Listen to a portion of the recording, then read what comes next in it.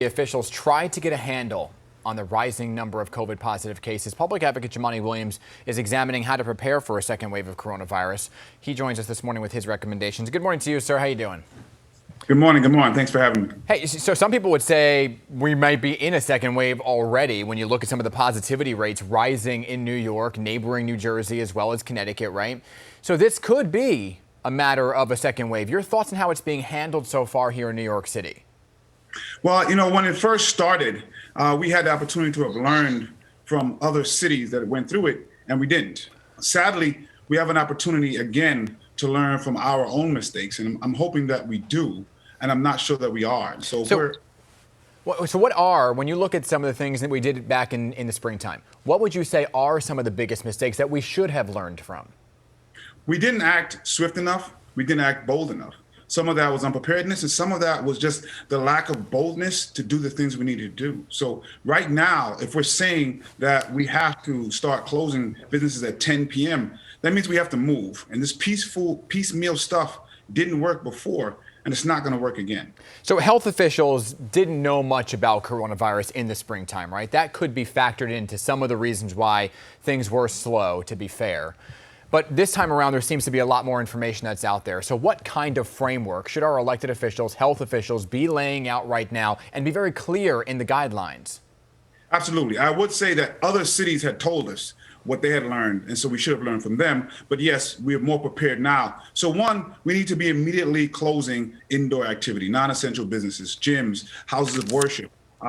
But to do that as well, we have to have some financial relief from them, and I'm clear about that. But we have to shut them down. The quicker we can do that, the less likely we have to do a full shutdown. We have to begin preparing schools to shift to remote learning, creating rec centers, things that we had suggested at the beginning of the school year. And lastly, we have to get everybody pushed because there is COVID fatigue. We have to have individual responsibility. We should not be gathering through Thanksgiving. So those things we have to do. In addition, the mayor and the governor have to stop squabbling. They have to get on the same page and present a united message for the city. Yeah, you're putting out this report this morning. I read some of it very carefully. Interstate travel, you're blaming COVID fatigue, reduced compliance from mask wearing. But when you look at things, right, and parents have to make this decision on Sunday about whether to go remote learning or whether to send their kids back to school, and that is what's going to happen for the remainder of the school year. When you look at schools staying open, but then indoor dining and gyms staying open, do you think everything should be closed? We have to, and we try to present what we present using science, framing in equity, and learning from our mistakes. The mayor botched the school openings from the beginning. We should not be in this position. But I would say we have to close non-essentials down. And what we've been doing with the kids is— What do you see as a non-essential?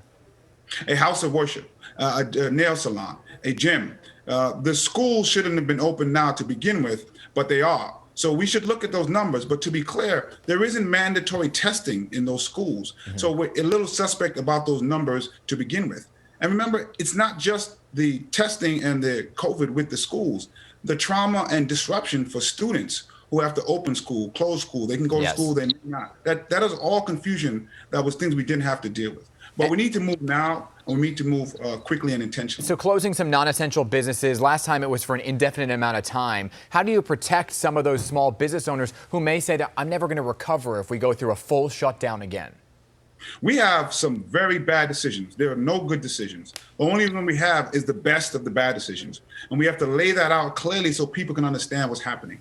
But to that specific point, the federal government has to give us some robust aid. I'm hoping that happens. We have more hope now. The governor has to stop protecting millionaires and billionaires, and we do have to get some revenue from that. And we do have to get some borrowing authority for the city. You stress the importance of contact tracing as well, and also enforcement. So we've reported on these large parties, these makeshift nightclubs, weddings, other social events that are happening. They're still happening, especially as we go into the winter months and people want to gather inside. How do you stop some of these potentially super spreader events? Who should be the people enforcing the rules?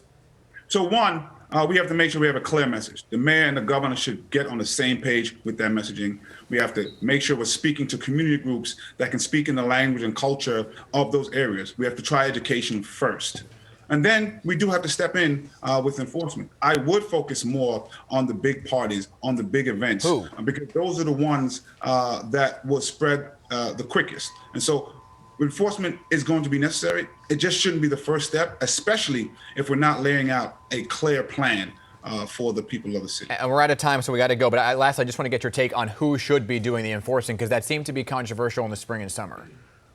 Well, so we have to start with the community groups first. Let's do the education. And if the question is, there's some times when whether the sheriffs or law enforcement have to step in, it is yes. But that shouldn't be the first place that we go, especially if there's disparate impact. And I just want to invite everybody to go to advocate.nyc.gov to check out our report. Yeah, I highly recommend people read that full report. It is lengthy and full of information. Jumaane Williams, Public Advocate, thank you for your time this morning.